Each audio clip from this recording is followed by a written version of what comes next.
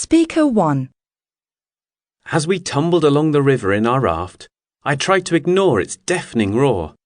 I was using all my strength to row through the powerful rapids that seemed intent on capsizing our raft. At that moment, I experienced a strange but not altogether unpleasant surge of fear. This must be what adrenaline junkies seek. It was quite invigorating. I was on the Franklin River in Tasmania, and my team consisted of 7 other people, including 2 guides.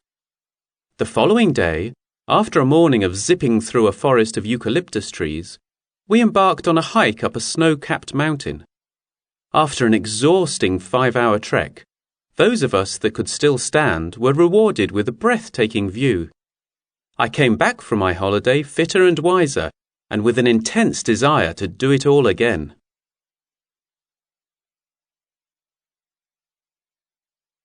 Speaker 2.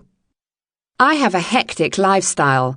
I work long hours and I have little time for rest and recreation.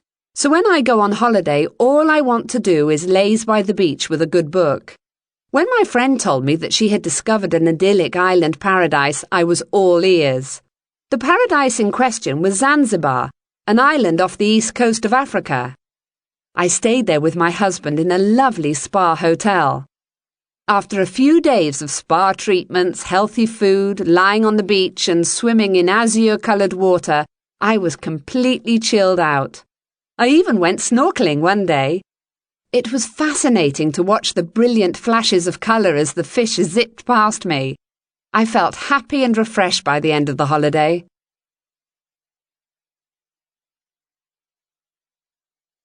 Speaker 3.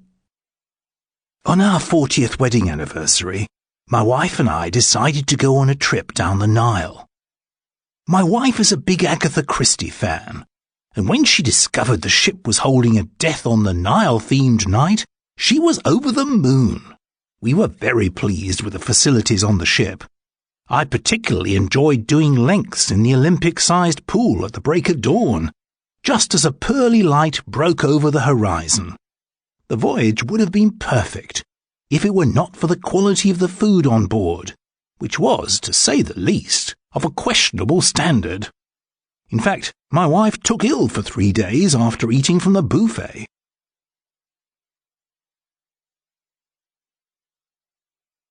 Speaker 4. The very thought of this sport used to invoke feelings of dread. So when my friend Sophie suggested I join her on a beginner's course in the Alps, I refused point blank. Fortunately, Sophie doesn't give up easily, and after a few days I gave in. As the cable car made its jerky journey up the snow-covered mountain, I glared angrily at Sophie.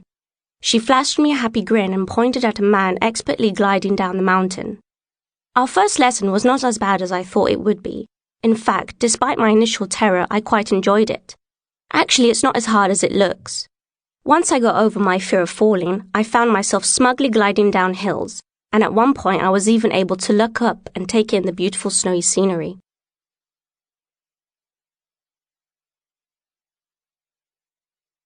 Speaker 5. Every year we go on holiday to the Lake District. Staying in hotels is too expensive for a family of 6, so we prefer to find a nice site and pitch our tents. Anyway, the kids enjoy the sense of adventure that goes with sleeping outdoors. Last summer we stayed in Cartmel, which is famous for its 12th century priory and its racecourse. It's also home to the Cartmel Sticky Toffee Pudding Company, and there are plenty of opportunities to sample this at the numerous cafes and restaurants in the village.